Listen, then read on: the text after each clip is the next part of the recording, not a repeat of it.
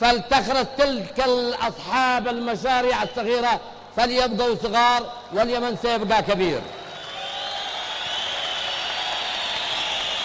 فلتخرج ألسنتكم أيها أصحاب المشاريع الصغيرة، أيها الصغار الأقزام، أمام شعبنا اليمني العظيم الذي حقق المستحيل على مختلف المسارات.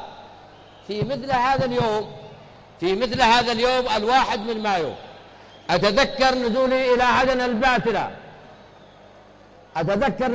عدن الباتلة بمناسبة عيد العمال.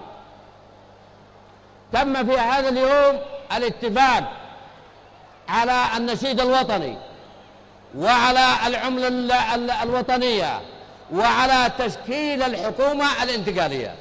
في مثل هذا اليوم وقبل 20 عام